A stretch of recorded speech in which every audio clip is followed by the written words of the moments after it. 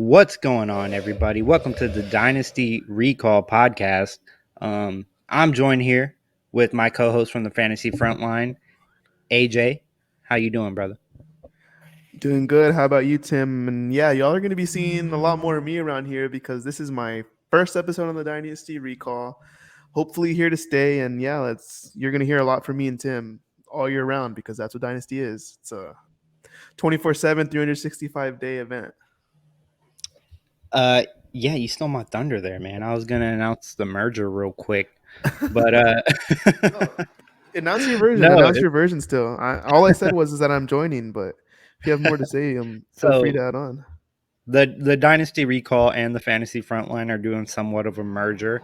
The Fantasy Frontline is going to be covering redraft, and the Dynasty Recall is going to be covering the Dynasty aspect of fantasy football. And I'm looking forward to working with you, man. I know you've got the drive, you got the passion, a true degenerate in the making. Yeah. Yeah, it's nice to share this with someone that's equally as driven and passionate about fantasy football. I know it can be a joke to some people, but this ain't a joke to us, and this ain't a joke to a lot of people in this, or mostly everybody in this community, I should say. And yeah, that's who we're trying to reach. We're trying to reach the masses in this community and give the best advice possible for you to be successful in this podcast in your Dynasty League. I don't know if my advice is the best advice, but I'm trying my best, and hopefully I like it. Yeah, so today we're going to be talking my personal Dynasty rankings. I know you're still working on yours, but we're just going to cover my top 24, and feel free to disagree whenever you do, because I'm sure you will. And that's the beauty. That's the beauty of Dynasty football, is not everybody has the same opinion, and that's the fun of it, is telling other people why they're wrong. Yeah. So yeah, let me bring up your rankings right here, and then I guess we can just start from, or scroll up a little bit. You drinking a beer today, AJ? Yeah, I am drinking What do a you little bit got? of a beer. What do you got, man? More on the girly side because I'm more kicked back at home. It's during the day, so ever since high school, me and my friends, I don't condone underage drinking at all, but for all of us had a little bit of a wild side in high school. But yeah, that's where me and my friends kind of just found this obsession with. We're Texas boys and we like teas, and Twisted Tea was a thing then, and I've kind of stuck with it as like my go-to casual day drink. But I'm more of like a tequila or a Miller Lite type of person if I'm not drinking Twisted Teas. I do love tequila. I've seen some people have a good time with some Twisted Teas. I'll just say that. I'm drinking what is this? Fresh Hop Freddy. It's an IPA. I got this from Canton, Ohio. I was down there for the Fantasy Football Expo, for those who don't know, and great time. Met some great people. We got a great guest that was down there with me on the Fantasy Frontline podcast. That's gonna come out probably before this. But yeah, by the time I listen to this that episode will be out, so y'all go check out that episode. Probably one of our best to date. I really think me and Tim got down in there with Britt, and we spread some knowledge to y'all, and we got to pick her brain. Yeah, shout out to Britt. Shout out to Britt Flynn and the women of fantasy football, and hope they get to take the main stage at the Expo next year. And hopefully hopefully I'm present at the Expo next year so I can witness. You will be. If I have to drag you down to Canton, Ohio, to visit the Hall of Fame. So you don't got to drag me to visit the Hall of Fame. It's full of a whole bunch of cowboy stuff, man. Nothing new, but at least I get to live what my ancestors got to live through in the 80s and the 90s. There's a surprisingly low amount of throwback jerseys over there. Like the Pittsburgh Steelers, they had a lot of them, but they didn't have a whole lot of Cowboys. Like, they had a lot of Cowboy stuff, but not as much as like Pittsburgh or the Raiders or anything like that. I feel like I'm way close to this mic. But yeah, let's get into the rankings and the possible debates, and we'll see where we disagree and where we defer at. Yeah, I think you have to scroll to the top. I got you. Okay. So I'm going to just start this off. I know there's a lot of people that have Jamar Chase as the number one dynasty wide receiver, and I do love Jamar Chase, but I just can't make the case for putting him above Justin Jefferson. Justin Jefferson has Kevin O'Connell as his new head coach, who of course schemed Cooper Kupp up to the best fantasy wide receiver year in a long time, maybe ever. I don't know. I have to go back and look. I think it's the greatest one ever. I think he's the second or something or third to ever win the Triple Crown. I know he's not the first, but yeah, you can't. There's pretty much no argument in the top three whatsoever. Those are the three young guys who really are taking the torch to this game. I would say you can add Higgins to that mix. You can add Metcalf to that mix of those guys who are young and who are pretty much elite. I wouldn't say Lamb's elite yet, but I would say he's elite in a sense of the volume he has gotten, because he really hasn't gotten that Justin Jefferson or I wouldn't even say Jamar Chase because he was pretty split with Higgins, but like that Stephon Diggs type of target share, or the one that Tyreek Hill got last season, 160 targets. Like if CeeDee Lamb got 160 targets, he would have finished top 10 last year. So yeah I'm digging your top three. That's my only thing is I love CeeDee Lamb this year, and I think he's due for more targets and more volume, but we just haven't quite seen enough. I do have it's a clear tier break for me. Let me make that a little bit more noticeable. Yeah, I was going to ask you that. Like this could very well be the highest CeeDee Lamb is ranked in your dynasty leagues, because after this year, if he doesn't do what needs to be done, then he's just a glorified number 2 receiver. Yeah. He's not going to hit that one status, because this is the year that he's going to get the targets that are necessary with Amari Cooper and Cedric Wilson leaving the team. And what I need to see from CeeDee Lamb is I need to see a top 5 finish, or at least like a top 7. You know, yeah, I'm leaning more towards like the top 7, top 10, top 7. Yeah, and if he doesn't hit that marker, then for me he's bumping down to at least a dynasty. He's going to be in that Deontay Johnson, Jalen Waddle, T. Higgins range. Yeah, maybe the Devonte Adams range, that 9 to 7, 8, somewhere around there. Yeah, I kind of like who you have right after them, and we'll move on to like the 4th and the 5th spot, because those are the guys who are like, those are the best receivers in the league. They're just not the youngest, so that's why they're there at the 4 and the 5. Like these are guys that you want on your team right now if you're winning, but if you are in a rebuild, I'd be looking to move these guys for assets.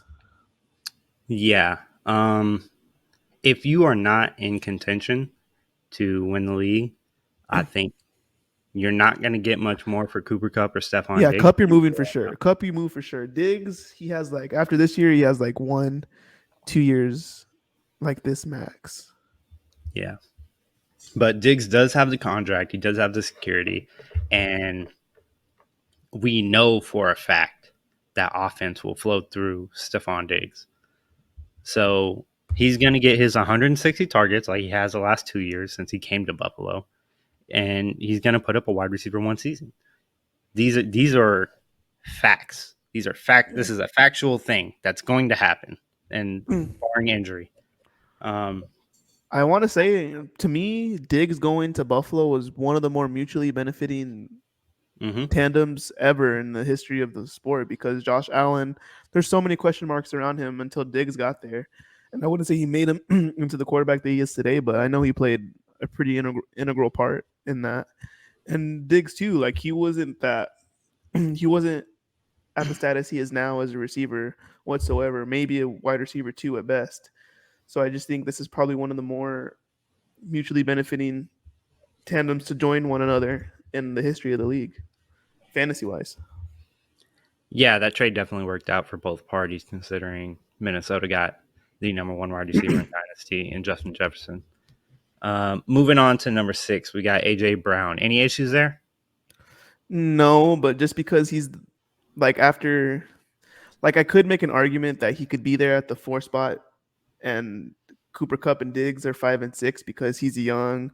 Yeah, like if Jalen Hurts doesn't work out, then they're just gonna go get another elite talent out of the draft to try to make it work.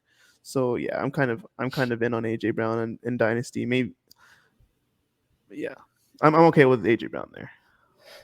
My thing with AJ Brown, right, is he's going to Philadelphia, and yes, I think they're going to throw the ball more, but they led the league in rushing last year. Not a super pass heavy offense. Devonte Smith, who I have down a little bit farther, but he's a great wide receiver as well. So I think that kind of puts him in a clear tier below Stephon Diggs just due to situation, not Yeah. necessarily due to talent. I think AJ Brown's an amazing talent. I just need to see step forwards that are not necessarily in his control. I need to see Jalen Hurts get better as a passer. And my thing with Dynasty is fluid, um, constantly changing. So if we can see those step forwards this year from Jalen Hurts, then I have no problem uh, putting AJ Brown at 4, maybe even 3. Depending on how everything plays out. So Yeah, following AJ, no no arguments argument. there at all. Yeah, either he's the fourth guy or he's like right there after Cooper and Diggs. So it just depends how this season's gonna play out, and it really depends. Like a lot of the way this receiver rankings are gonna turn out next year is to me is like how CD does, Mm-hmm. because like if he either has a chance to finish right where we have them, he has a chance to finish above Justin Jefferson or Jamar, or he has a chance to finish as like wide receiver 24 or 20. So it's just like to me, he's the receiver with the biggest range of outcomes. Absolutely. Moving on to number 7, we got T. Higgins, I think we Jalen could talk about all Waddle. three of those guys together. I was gonna say, you keep listing Yeah. them. Jalen Waddle and Deontay Johnson. So that's 7, 8, and 9. Any issues there? I would typically say that Waddle is high, but this is dynasty, and he's young. He's coming off of a year where he broke the rookie record for receptions. Deontay Johnson, I would not lie, I'm lower on mainly because the quarterback situation, it's not definitive yet. Pickett is showing signs in the preseason, but they're all against fourth stringers and guys who aren't even going to make the team. So that's Mm-hmm. kind of where I'm at with that. The ascension of Pickens being the steal of the draft is what it looks like right now. That could very much benefit Johnson in the long run in his career. But yeah, for the most part, wouldn't. I think I like Johnson a little bit better than Waddle, but I would agree with these three guys being 7, 8, and 9 on this list. So my thing, right, is Waddle just came off. I believe he broke the rookie reception record. Tyreek Hill's coming in, but I'm really not that intimidated by Tyreek Hill as a 28-year-old receiver coming into a brand new system. Um, there's questions about Tua's ability to throw the deep ball. And I think it's going to be pretty much a 50-50 split with them. I think they're going to finish, maybe not 50-50, but I think they'll finish with similar numbers at the end of the year. So for that reason, I'm going to go ahead and put Waddle at my 8 spot. And due to age, I've got Tyreek Hill a little lower. Um, I, So yeah, I have a question. I have a question for you. Say you're in a super flex startup. These guys are typically going T. Higgins, Jalen Waddle, Deontay are pretty much going around each other. What, like the end of the third, beginning of the fourth, yeah, around there. probably. So I've seen Deontay say fall. you Yeah. don't have a receiver yet. You went two quarterbacks. You went, I don't know, a running back. Just throw a random name out there. You want to give the name, and you're picking one of these three guys to be your first receiver for your dynasty startup. Which guy are you going with? I'm taking T. Higgins just due to such a stable situation over there in Cincinnati. Locked in with Joe Burrow, who we know for a fact is at least a top 7 dynasty quarterback. Um, I would say even maybe, higher. yeah, at least. I know I got into an argument with some people about whether or not Joe Burrow's a top 5 dynasty quarterback. They said he wasn't. I said you're insane. I But say I mean, I I guess say the case can be made for he like has to be Kyler 4. Murray. he has to be 4, mainly because Murray gets hurt. Lamar Jackson is gonna get hurt because he's a runner. Hmm. Joe Burrow has to be that fourth quarterback to me. But I mean, Joe Burrow got hurt too, so I mean, the same case could be made. Yeah, but he came back and played a whole season and took him to a Super Bowl. Like there's levels to getting True. hurt and coming back from it. There's levels to this shit, guys. Yeah, yeah. Lamar Jackson, if he gets hurt, then it'll stunt what he does best. Yeah, Joe Burrow getting hurt and getting his ACL torn didn't affect the way he threw the football. Or he was even one of the best scramblers last year, and it didn't affect that much. right. So yeah, I think Joe Burrow's the fourth guy, in my opinion. So up next, I got 3 guys who I kind of feel like I have to put in this range. There's not really, I don't see a whole lot of case. I believe in DK Metcalf's ability. All right, so let me start off. At 10, 11, and 12, we got Devonte Adams, Tyreek Hill, and DK Metcalf. Um, I have. I actually have a bold take for you when you're ready. I have a hot take on these 3 guys. All right, all right. Give me a sec. Um, I got Devonte Adams. He had 170 targets last year. I think he'll have way less than that. Granted, this is dynasty, but he's 28 years old as well, along with Tyreek Hill. I think these guys are kind of at the end of their production peak. And then we got DK Metcalf, who of course major questions at the quarterback position, and we need to see kind of what happens moving forward. Otherwise, he would be up there in the AJ Brown range. Yeah, Go ahead. I'm actually where I'm at with this. I would have DK at 10, mainly because I think he's more physically gifted than both these guys. And it's like what I said with AJ Brown. Like obviously, neither of these guys are going to be the quarterback next year, and Geno Smith are a lock. So they're going to spend that draft capital on getting probably the second or first best quarterback in this draft. So DK is going to have another quarterback eventually. He's 24 years old. He's a freak of an athlete. He goes up and gets it. Mm-hmm. So yeah, I think right now the market's a little low on DK because realistically, if we're looking at it, if he still had Russ, he'd be probably right there behind AJ Brown or in front of Mm-hmm. AJ Brown. So Yeah, yeah, I they think would we they just would definitely be in the same tier if he had Russ. so let Bryce Young go to Seattle, and I think I like DK at that 10 spot. If I'm getting DK Mm. in the fourth round of a dynasty startup or fifth round, then I'm pretty ecstatic because this year it's going to be one down year.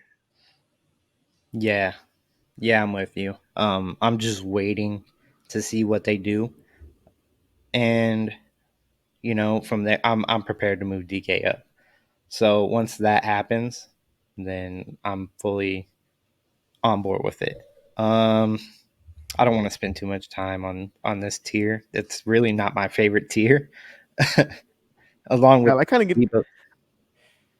I was gonna say I like down here when we get to like the 12 through the 24 because you can make an argument Mhm. like people say that especially in redraft that it's like you're drafting the same guy when you see a couple of these guys it's just preference. So I'm excited to see where you stand on some of these guys. Yeah, I've got Debo Samuel here at 13. Debo had an amazing year. I think he's kind of due for regression. That's why I've got him a little lower. Um, but we'll see how the year goes. And Debo is also another candidate to move up due to his age and his crazy athletic ability. At 14, I've got DJ Moore. Um, DJ Moore at 14. Look, people say he's not a wide receiver one, but realistically, if you look last year, he was 12 points off from being a wide receiver one. He finished as wide receiver 18, but he was 2 touchdowns away from being a wide receiver one and completely changing people's minds. People just look at the finish; they don't look at how close that range actually is. Um, Yeah. Over here at 15, we got Pitman. Pitman had a great year last year, and I need to see a little bit more, not just consistency, but I need to see him take the next step. And we got Terry McLaurin as well at 16. Terry McLaurin's very boomer bust to me, and he's got a quarterback upgrade, however slight it may be, and he's got a Actually, contract extension. I'm actually a little. I kind of would swap.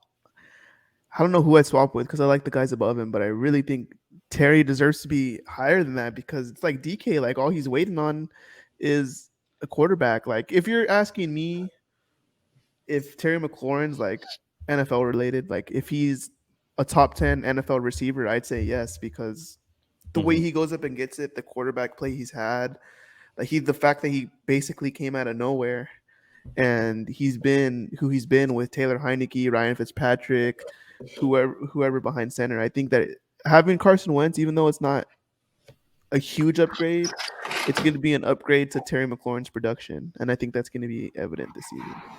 Okay. Now my reasoning. My reasoning is purely this right here. Terry McLaurin has never finished better than wide receiver 20. And so I need to see him now that he has that quarterback upgrade, that he has Jahan Dotson. I need more production. Mainly And because I don't believe Terry McLaurin and Rashad Bateman. Like I'm high on Rashad Bateman, but I don't think he's anywhere near McLaurin's level yet. He can prove me wrong this season, but I think McLaurin's like an established receiver in this league. Like he could be good with any quarterback. Is the way that I look at McLaurin. I mean, I hope so. If he can finish around, wide receiver 14ish, even if he can get into that fringe territory, that fringe wide receiver 1 territory, then, you know, I think I can agree with you. Rashad Bateman, I will not take any Rashad Bateman slander on this There's no podcast. We slander. It's are just we like are when we you are have a him, pro Rashad Bateman podcast. we are, but when you have him around Pitman, McLaurin, Godwin, Sutton, like I think those are some pretty good names to be around. With the guy that has only played like what 5 or 6 to 9 games. Like trust Rashad, me, I'm in on Bateman. I'm the one who traded Debo for Bateman and a high second round pick. So I'm high on Bateman. It's yeah, just you could have got more than that. I could have, but he was being stingy, and I really think that like the 2-1 through the 2-3 in the rookie draft next year holds so much value because everybody's going to be chasing the wide Mm-hmm. receiver and the quarterback in the draft. So those receivers are going to slide. Yeah. So Rashad Bateman is an elite talent, right? He No argument there if for you me.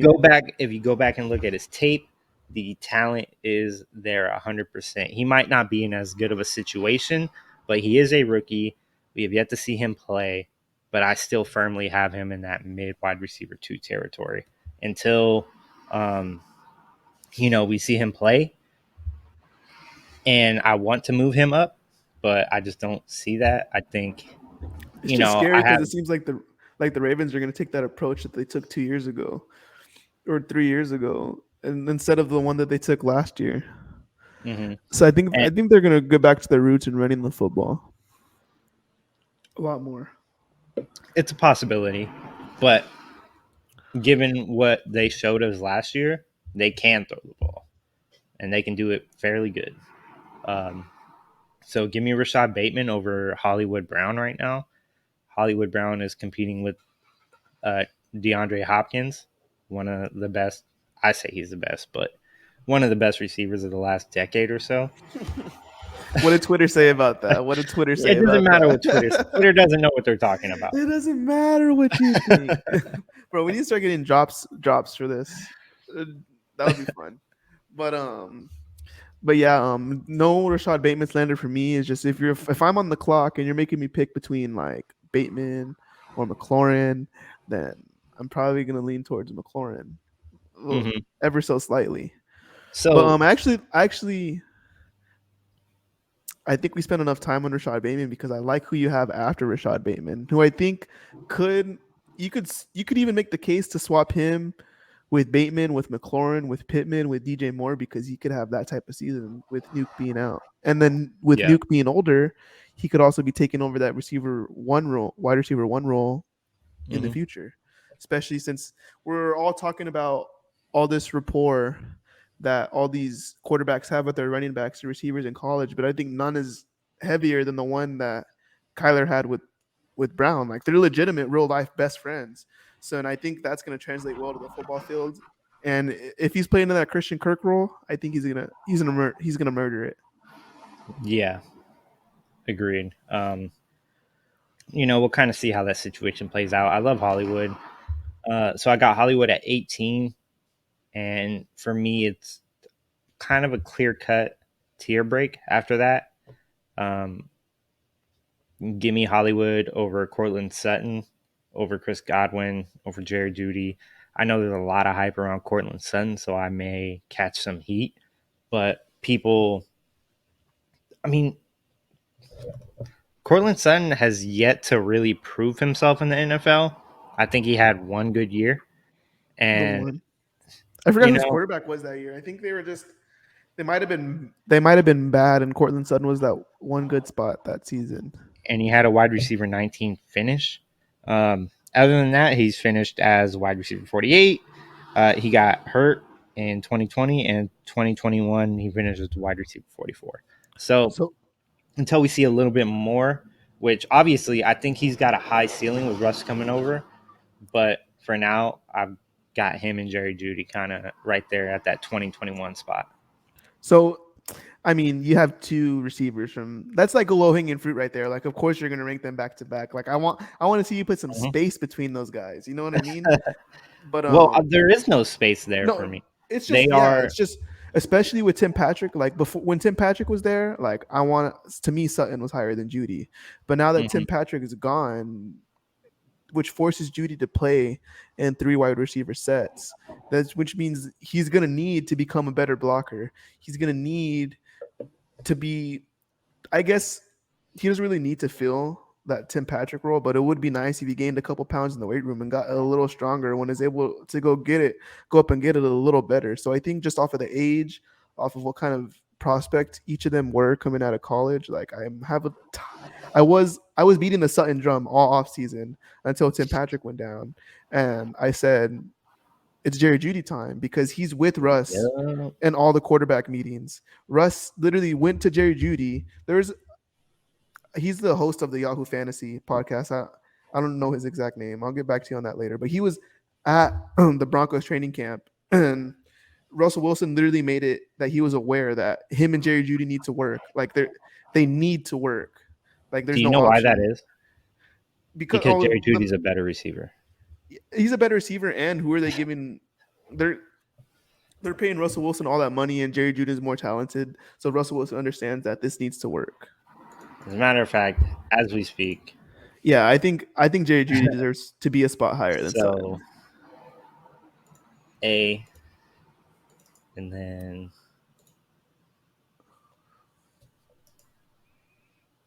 wait.